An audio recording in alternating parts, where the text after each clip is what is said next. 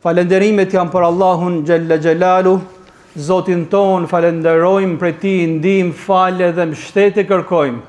Atë njeri të cilin e drejton Zoti askush nuk mundet ta humbas, ai njeri që humbet rrugën dhe vehtën e tij askush tjetër përveç Zotit nuk mundet ta drejtojë.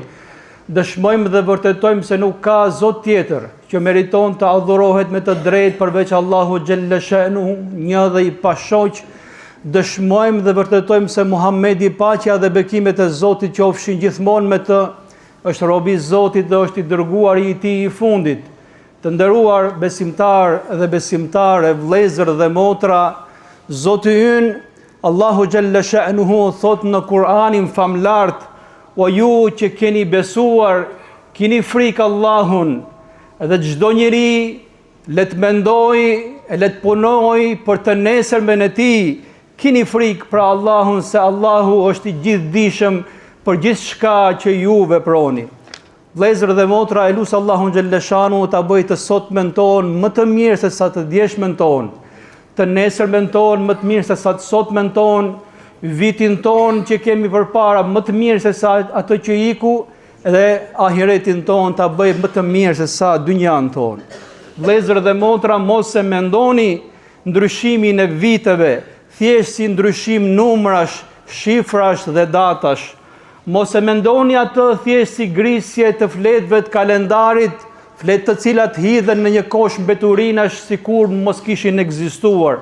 Mos e mendoni atë thjesht argëtim, gëzim dhe shumë zhurmë, shpesh herë pa ditur se pse gëzojmë dhe pse bëjmë kaq shumë zhurmë. Ndryshimi i një viti është një ngjarje e madhe për njerëzimin, është një ngjarje e madhe për njeriu.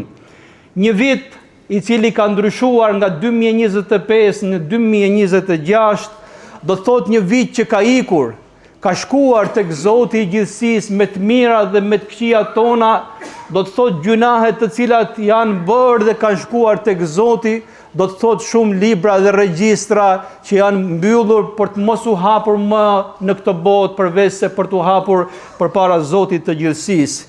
Ndryshimi i një viti do të thotë se jemi një vit më afër vdekjes, një vit më afër takimit me Zotin, edhe ne nuk e dim sa na ka mbetur prej vdekjes tonë dhe sa ka mbetur nga takimi me Zotin tonë. Një vit i cili ka ikur është një dëshmi për ty ose kundra teje.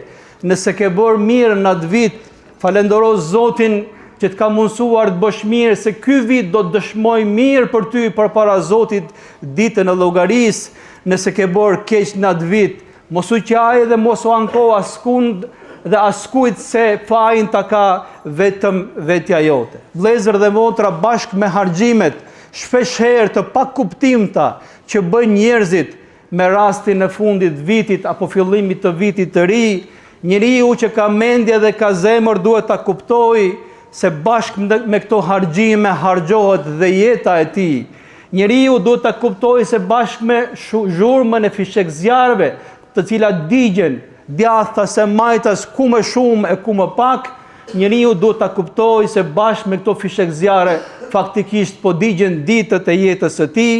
Njeriu duhet ta kuptojë se bashkë me argëtimet e bashkë me zhurmën që bëhet me këtë rast, ai duhet ta kuptojë se kështu me zhurmë, por me shumë rëmuj digjet dhe shkatrohet vetë ekzistenca e tij, vetë jeta e tij. O njeri, o ti që ke mendje, o ti që ke zemër, kuptoje kohën, se koha është shenjë e madhe e ekzistencës së Allahu Gjelle Sha'nuhu. Vlerësoje kohën, se faktikisht ajo është kapitali më i madh që ke në dorë, edhe sikur ti je i pasur, por edhe sikur ti je i varfër. O njeri që ai për kohën, se nuk ka humbje dhe dhimbje më të madhe se sa kur t'ikën koha jote, ajo që nuk kthehet mrapsh është koha e njeriut. Prandaj thoshte profeti Muhammed sallallahu alaihi wasallam, për dy mirësi njerëzit do të qajnë shumë, njerëzit do të bëhen shumë pishman, njerëzit do të zhgënjehen, por nuk ka vlerë më pishmanllëku i tyre. Es-sihhatu wal farag, shëndeti i njeriu që ai kur nuk e vlerësoi, dhe koha e lirë të cilën në punë të kota dhe pa vlera ato harxhoi. Që të mos jesh për atyre njerëzve që bëhen pishman ditën kur nuk ka vlerë pishmanllëku, që të mos jesh nga njerëzit të humbur dhe nga njerëzit që zhgënjehen me veten e tyre. Dëgjoje këtë porosit profetit Muhammed sallallahu alaihi wasallam kur ja tha njërit prej shokëve të tij. Tha shfrytëzoi 5 gjëra përpara se të vinë 5 gjëra tjera. Shfrytëzoje rinin tënde përpara se të vijë pleqëria. Shfrytëzoje shëndetin tënd përpara se të vijë smundja. Shfrytëzoje pasurinë tënde përpara se të vijë varfëria. Shfrytëzoje kohën e lirë përpara se të angazhohesh me punë. Shfrytëzoje jetën tënde përpara se të vijë vdekja jote. Vëllezër dhe motra, Zoti i cili e di vlerën e kohës, do t'i tregoj njeriu që koha është shumë e shtrenjtë, është kapitali më i madh që ka në këtë botë. Zoti është betuar në detajet e kohës edhe jo thjesht në kohën. Është betuar Zoti në agimin, është betuar Zoti në lindjen, është betuar Zoti në paraditën, është betuar Zoti në pasdite, është betuar Zoti për ditën, është betuar Zoti për natën, është betuar Zoti për diellin, është betuar Zoti për hënën. E mbi gjitha, është betuar për të gjithë kohën e njeriut në një sure që mban emrin surja e kohës, surja El Asr, wal asr innal insana lafi khusr illa alladhina amanu wa amilu salihati wa tawasaw bil haqqi wa tawasaw bis sabr. Betohem në kohën me të vërtet që njeriu është në humbje, përveç atyre që kanë besuar, që kanë bërë vepra të mira, që kanë këshilluar njëri tjetrin për të drejtën dhe për të vërtetën, që kanë këshilluar njëri tjetrin për qenë të durueshëm. Vëllezër dhe motra, do të kalojnë ditët, do të kalojnë netët, javët, muajt dhe vitet, do t'ikin argëtimet, zhurmat, fishek zjarët, e do vi një ditë që koha do t'a vërtetoj se shumica e njerëzve kanë qenë të humbur, e koha do t'a vërtetoj se vetëm një pakicë ka qenë për atyre që ka shpëtuar. E lusë Allahun Gjellëshanu të na bëj për kësaj pakice. E lusë Allahun Gjellëshanu të na bëj për atyre njerëzve që e vlerësojnë dhe e respektojnë kohën dhe jetën e tyre, që e mbushin atë me besim, me punë të mira, me këshillim për njëri tjetrin për qenë me të drejtën dhe të vërtetën, me këshillim për njëri tjetrin për qenë me durimtarët, dhe e lusë Allahun Gjellëshanu të mos na bëj për atyre të humburve. Allahumma amin, amin, amin, walhamdulillahi rabbil alamin. Vëllezër dhe motra, besimtar dhe besimtare, një njeri i cili ka mendje, njeri i cili ka zemër, një besimtar i cili e kupton se koha është dhurata më e madhe që i ka dhënë Zoti atij, përballë kohës ka 3 detyra. E para, ai pendohet shumë për atë që iku.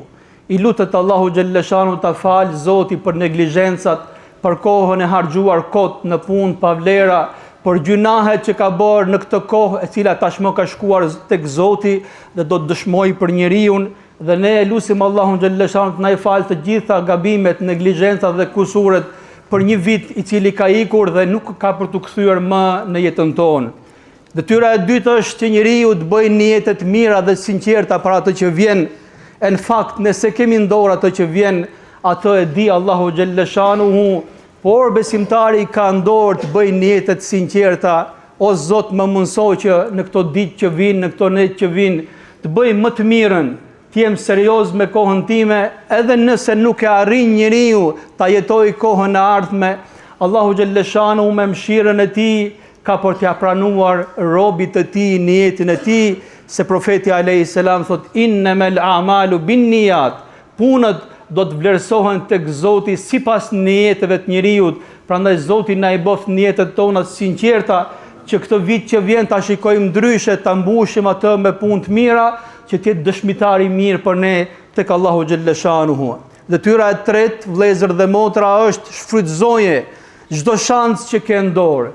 Shfrytëzoje çdo moment që po jeton, se ndoshta ky është momenti i fundit i jetës tënde. Shfrytëzoje çdo shans që të jepet mundësia për të bërë mirë, bëja atë të mirë, se ndoshta ka qenë shansi i fundit që ta ka dhënë Zoti në jetën tënde. Largoju prej çdo gjunahu, prej çdo ligë, prej çdo të keqje, se ndoshta është gjunahu i fundit me të cilin ti po mbyll jetën tënde. E këto fjalë që po mundohem t'i them unë duke folur shumë, profeti Muhammed sallallahu alaihi wasallam, i cili fliste pak por shpjegonte shumë, e ka shpjeguar me një fjalë. Ai ka thënë, nëse po bëhet dita e Kiametit dhe dikush prej jush ka dalë me filizin dhe fidanin në dorë për ta mbjellë atë, po pati mundësi ta mbjellë atë fidan përpara se të bëhet Kiameti, le ta mbjellë atë.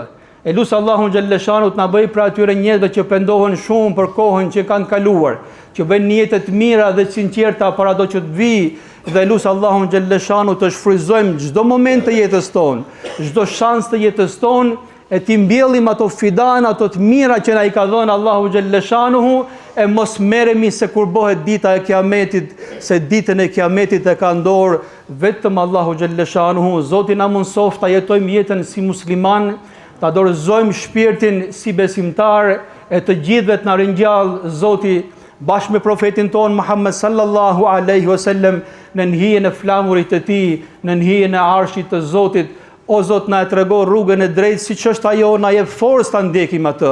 Na e trego dhe rrugën e keqe siç është ajo, na jep forcë të largohemi asaj. Allahumma amin, amin, amin, walhamdulillahi rabbil alamin. إن الله وملائكته يصلون على النبي يا أيها الذين آمنوا صلوا عليه وسلموا تسليما اللهم صل على محمد في الأولين وصل على محمد في الآخرين وصل على محمد في الملأ الأعلى إلى يوم الدين اللهم أعز الإسلام وانصر المسلمين اللهم أعز الإسلام وانصر المسلمين اللهم أعز الإسلام وانصر المسلمين اللهم آمين آمين آمين والحمد لله رب العالمين.